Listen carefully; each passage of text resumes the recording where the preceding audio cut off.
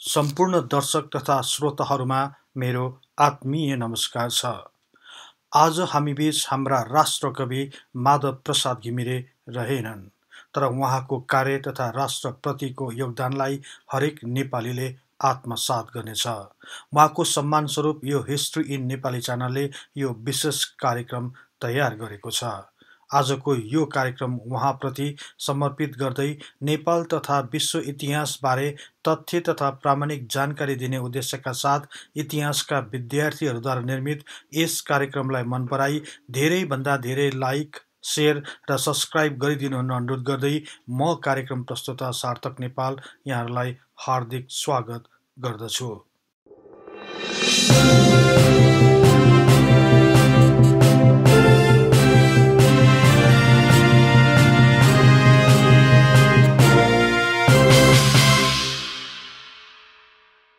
हामी सानो छँदा गाउने गीत आजसम्म पनि उत्तिकै मन र मस्तिष्कमा रहन सफल गीत गाउँछ गीत नेपाली ज्योतिको पङ्ख उचाली जय जय जय नेपाल सुन्दर शान्त विशाल।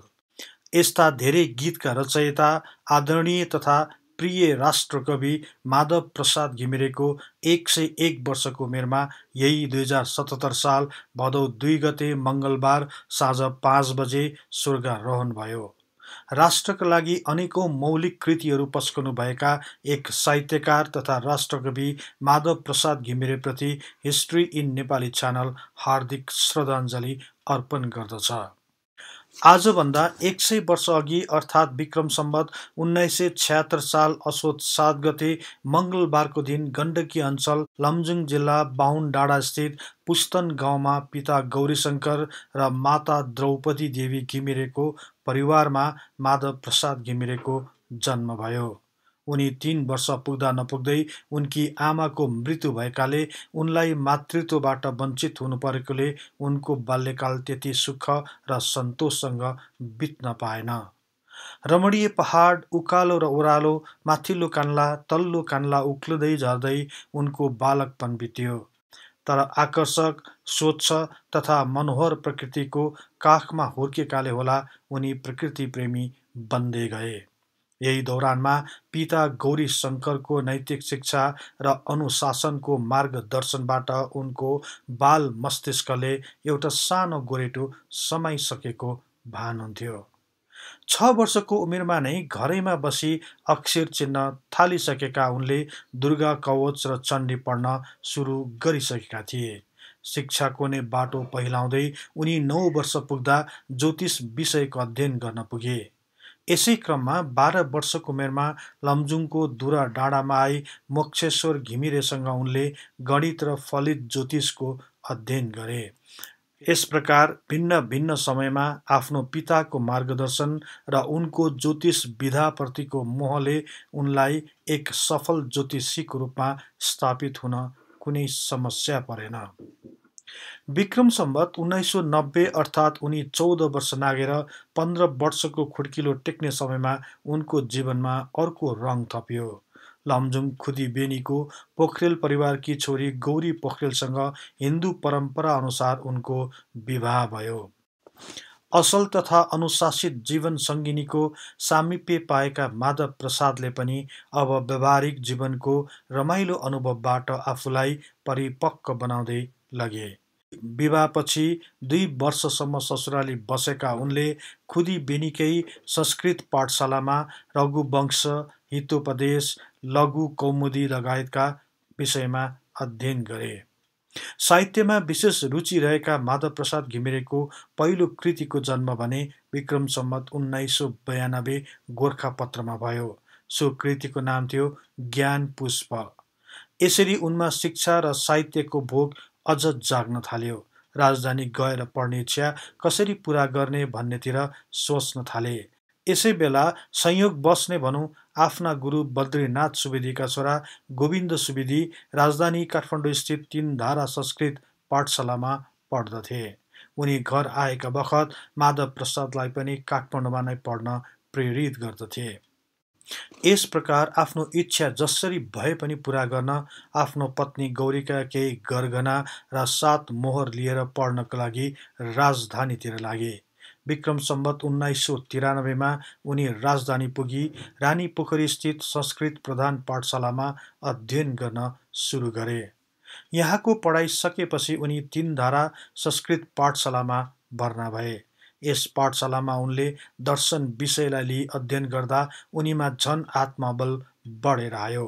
फलस्वरूप उनको सोचाइमा गहिराई र मौलिकताको विकास हुन गयो। त्यसपछि उनी भारतको बनारस स्थित क्विन्स कलेज पुगे र त्यहाँबाट प्रथम श्रेणीमा मध्यमा पास गरे। यस प्रकार लमजुङको एउटा सानो गाउँबाट सुरु भएको उनको शिक्षाको यात्रा राजधानी हुँदै बनारससम्म फैलिन गयो। बनारसबाट शास्त्री प्रथम खण्ड उत्तीर्ण गरेपछि विक्रम सम्वत 1998 सालमा भाषानुवाद परिषदबाट मासिक 25 रुपैयाँ तलबमा लेखक पदमा र विक्रम सम्वत 2001 सालमा मासिक 40 रुपैयाँ खाने गरी गोरखापत्रको सहायक सम्पादक बने। तर काठमाडौँमा रहँदा नै अकस्मात उनको जीवन रङ्गहीन हुन पुग्यो। विक्रम सम्वत 2004 सालको असार महिनाको 22 गतेका दिन उनकी धर्मपत्नी गौरीको निधन भयो। दुई टुहुरा छोरीहरू शान्ति र कान्तिलाई राम्रो स्याहारको लागि उनीहरूका मामाघर खुदी बेनीमा नै पठाइए। यी दुई छोरीहरूलाई सम्झँदै उनी लेख्छन्, यी रोए पनि दुःख लाग्छ, यिनले सम्झिनी आमा भनी, यी हाँसे पनि सुख छैन, यिनले बिर्सिनी आमा भनी। जीवन अघि बढाउन जीवन साथीको साथ चाहिन्छ भन्ने लागेर होला विक्रम सम्वत 2005 सालको माघ महिनामा बेरङ्ग भएको उनको जीवनमा फेरि अर्को रङ थपियो। उनको महाकालीसँग दोस्रो विवाह भयो। विक्रम सम्वत 2008 सालमा नै उनी आफ्नो जन्म जिल्ला लमजुङकै एक विद्यालयमा प्रधानाध्यापकको रूपमा खटिए। उनी विक्रम सम्वत 2014 सालमा नेपाल राजकीय प्रज्ञा प्रतिष्ठानको सदस्य भएपछि आजीवन सदस्य, उपकुलपति, कुलपति भएर प्रज्ञा प्रतिष्ठानमा लामो समयसम्म सक्रिय रहे। जागिरको सिलसिलामा विभिन्न स्थानमा स्थानान्तर हुनु परे पनि उनी भित्र रहेको साहित्यले भने उनलाई सदैव पछ्याइरह्यो। नेपाली साहित्य जस्तो गहन विषयमा पनि उनी छन्द कविवरको रूपमा स्थापित हुन पुगे। छन्दलाई अति सरल, सहज र स्वाभाविक रूपमा प्रयोग गर्ने तरिका अत्यन्त नौलो र पृथक रह्यो। छन्द बिना कविता नै नपुर्ने सन्दर्भमा बेला बेलामा उनी भन्ने गर्थे, छन्द बिनाको कविता त नुन बिनाको अलिनो तरकारी जस्तो हुन्छ। सायद यही भएर होला छन्द जस्तो कठिन नियममा बाँधिए पनि उनी यसका कुशल छन्द खेलाडी भएर निस्किए। लाग्दथ्यो कविताले छन्द होइन, छन्दले उनको कविताहरू पछ्याइरहेका हुन्थे। त्यस्तै प्रसङ्गवश उनी भन्ने गर्थे, म त एभरग्रिन चिज हुनुपर्छ भन्छु। राजनीतिबाट प्रेरित भएको साहित्य सधैँभरि बाँच्न सक्दैन र म त्यतातिरको गाउँले पनि होइन। उनी अझ जोड दिँदै भन्थे, साहित्य स्थायी हुनुपर्छ, यसले मानवताको पक्षमा बोल्नुपर्छ। उनका कविताको अर्को पक्ष भनेको प्रकृतिलाई ज्यादै सन्तुलित रूपमा व्याख्या गर्नु हो। सायद बाल्यकालमा प्रकृतिसँगको लुकामारीले होला यसका हरेक उतार चढाव, भाव तथा अभिव्यक्तिलाई साह्रै राम्रो गरी व्याख्या गर्न सिपालु बनेका थिए। यसका साथै आफ्नो धरातल अर्थात् पूर्वीय आदर्श र मर्यादालाई सधैँ शिरमा राख्दै हरेक कविता मार्फत मानवीय गुण, आरोह अवरोह तथा चिन्तनलाई कुशल कलाकारिता गर्न चुकेनन्। राष्ट्र के हो र राष्ट्र प्रेम कस्तो हुनुपर्छ भन्ने जस्ता भावनालाई सरल र स्वाभाविक लाग्ने शब्दहरूको माला उन्न भने उनी जत्तिको सिपालु कोही रहेनन्। सायद यही भएर होला अनेक साहित्यकारहरू उनको सुन्दर साहित्यको प्रशंसा गरेर थाक्दैनन्। उनले एक अन्तर्वार्ताको क्रममा एउटा सानो कुरा उकल्न पनि भ्याए। उनको एउटा रचनालाई सरकारी तवरबाट नै अनुवाद गराइवरी उनको जीवनी र रचनावलीसहित नोबेल पुरस्कारको लागि स्टकहोम पठाइयो। तर त्यो रचनाले पुरस्कार पाउन सकेन। एकपल्ट उनलाई फ्रान्सका निम्ति राजदूतले आएर त्यहाँ निर्णायक मण्डलमा पूर्वीय मिथक बुझ्ने मानिस कोही नभएकोले यस्तो भएको हो भनेर सुनाएका रहेछन्। त्यसैले उनी भन्थे उनको नोबेल पुरस्कार पाउने धोको भने अधुरो नै रह्यो। माधव प्रसाद घिमिरेको अर्को महत्त्वपूर्ण पक्ष के छ भने उनी सायद पहिलो व्यक्ति होला जो नेपाली साहित्यमा धेरै वर्ष बाँचेर पनि क्रियाशील साहित्यकारको रूपमा बाँच्न सके।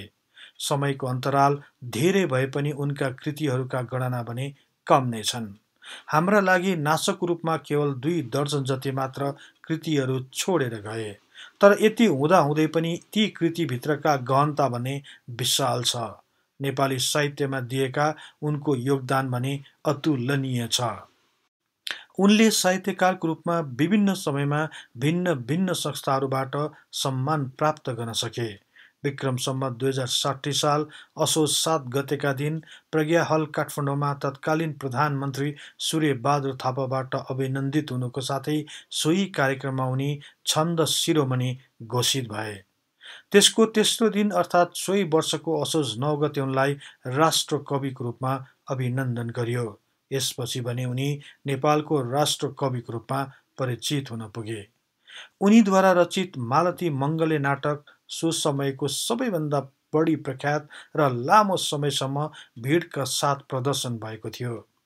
एक अन्तर्वार्तामा उनी सो दिनहरू सम्झँदै भन्छन्, मालती मङ्गलेको नाटकको लागि गीत रेकर्ड गर्नुपर्ने थियो। गीत रेकर्ड गराउनु पर्ने, तर नारायण गोपाल आउँदैनन् त।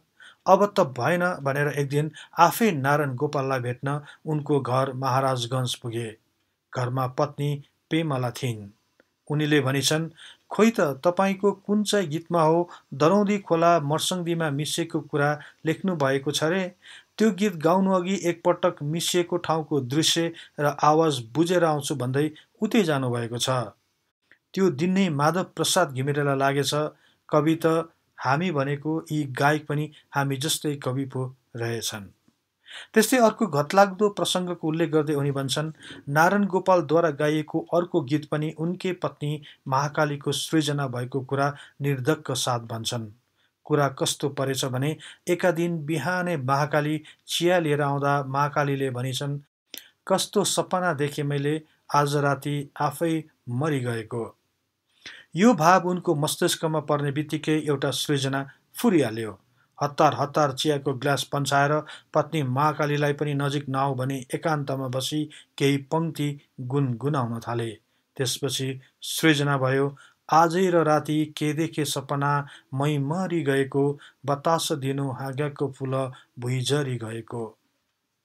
यस्तै सृजनाका श्रृङ्खलाहरू उनका जीवनमा अनेक घट्न गए। यस्तै कार्यको योगदान स्वरूप उनले विभिन्न समयमा धेरै मान सम्मानहरू प्राप्त गर्न सफल रहे, जसमध्ये भोपाल मानसिंह कार्की प्रज्ञा पुरस्कार, सीताराम साहित्य पुरस्कार, साझा पुरस्कार, आदिकवि भानुभक्त पुरस्कार, त्रिभुवन प्रज्ञा पुरस्कार लगायत 2 दर्जनभन्दा बढी पुरस्कार तथा सम्मान प्राप्त गरे।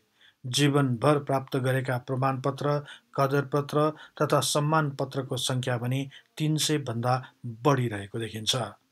यसरी व्यक्तिगत रूपमा पनि एक कुशल, अनुशासित, मिलनसार, सामाजिक तथा बौद्धिक व्यक्तित्वको रूपमा परिचित भएका उनको उत्तरार्धको जीवन पनि अत्यन्त सुखप्रद रह्यो।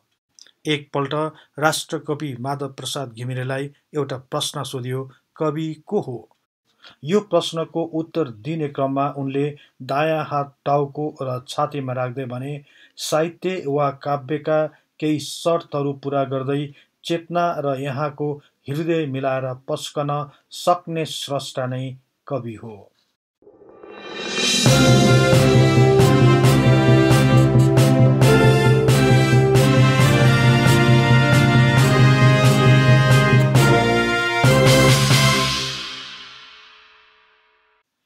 यहाँहरूलाई यो कार्यक्रम कस्तो लाग्यो कृपया कमेन्ट बक्समा लेखी पठाउनुहोला। यस्तै तथ्य इतिहासका लागि हिस्ट्री इन नेपाली च्यानललाई सदैव सम्झनुहोस्। इतिहासको कुनै पनि कालखण्डबारे तपाईँलाई सुन्न र बुझ्न चाहना राख्नु भएको छ भने तल रहेको कमेन्ट बक्समा उल्लेख गर्नुहोस्। हामी सोबारे प्राथमिकताको साथ कार्यक्रम बनाउने नै छौँ। जाँदा जाँदै यस च्यानललाई लाइक, सेयर र सब्सक्राइब गर्दै बेल आइकनमा क्लिक गरी हाम्रो यो तथ्य इतिहासको बारेमा ज्ञान प्रसार गर्ने लक्ष्यलाई साथ दिनुहोस् भन्दै अर्को कार्यक्रममा फेरि भेट्ने बाचा गर्दै म सार्थक नेपाल बिदा हुन्छु। हवस् त, नमस्कार।